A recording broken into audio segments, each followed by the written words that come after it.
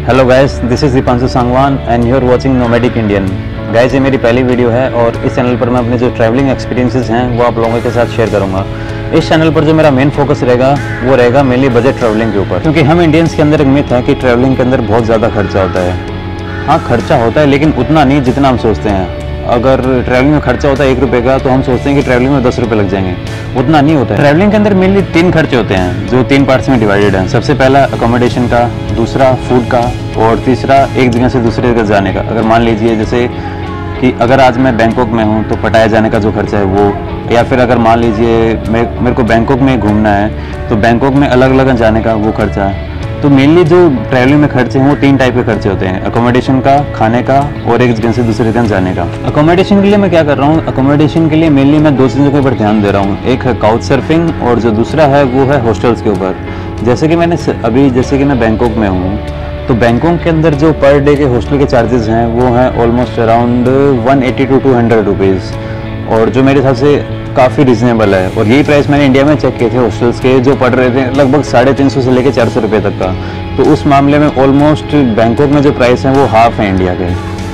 और दूसरी जो चीज़ मैं यूज़ कर रहा हूँ वो है काउच सर्फिंग। काउच सर्फिंग एक ऐप है जिसके थ्रू हम किसी और, जैसे अगर मैं बैंकॉक में हूँ तो मैं यहाँ के जो लोकल्स लोग हैं उनके साथ मैं रह सकता हूँ इसमें। और जो दूसरा खर्चा आता है वो आता है ट्रैवलिंग का। ट्रैवलिंग में जैसे कि मान लीजिए अगर मेरे को सिटी ट्रैवल करनी है तो सिटी ट्रैवलिंग के दौरान मैं मेनली 2 चीज़ों पे ध्यान देता हूँ। सबसे पहले तो अगर मान लीजिए अगर जगह अगर पास में ही है तो मैं वॉकिंग को प्रेफरेंस दूंगा। इससे क्या होगा, आप फिट भी रहोगे और आपका खर्चा भी बच जाएगा।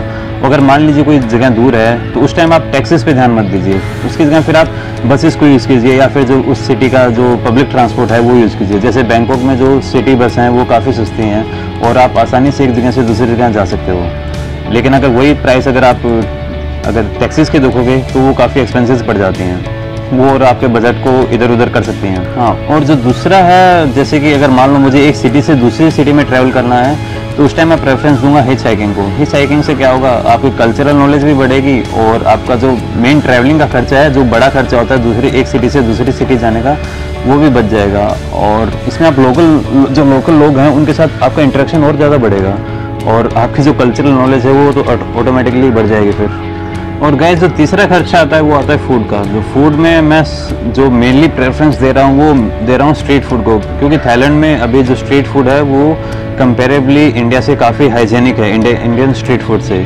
और लगभग मैं पिछले 3-4 दिनों से वही खा रहा हूँ तो मुझे अब तक कोई ऐसी प्रॉब्लम नहीं मिली है। तो मेनली, और अगर मान लीजिए वही अगर मैं खाना रेस्टोरेंट में खाता हूँ तो मुझे पड़ रहा है लगभग 300 से 400 बात का, और वही मुझे खाना अगर मैं उसमें अगर स्ट्रीट फूड खा रहा हूँ वही लगभग मुझे पड़ रहा है 30 से 40 बात का। तो काफ़ी डिफरेंस है। और जो खाना वो काफ़ी हाइजेनिक है स्ट्रीट फूड, मतलब कि अपने इंडिया जैसे नहीं है कि लोग कैसा भी हाथ उस खाने में दे रहना ना। गाइस, मैं अभी बैंकॉक में हूँ और यहाँ पर मैं 2-3 दिन का स्टे और करने वाला हूँ, जिसमें मैं जैसे कि यहाँ के जो मार्केट्स हैं और जो यहाँ के मोन्यूमेंट्स हैं उनके व्लॉग आप लोगों के साथ शेयर करूँगा। और उसके बाद मैं जो नॉर्थ ऑफ थाईलैंड है, जैसे हो गया चियांग में, उसकी तरफ जाके आऊँगा।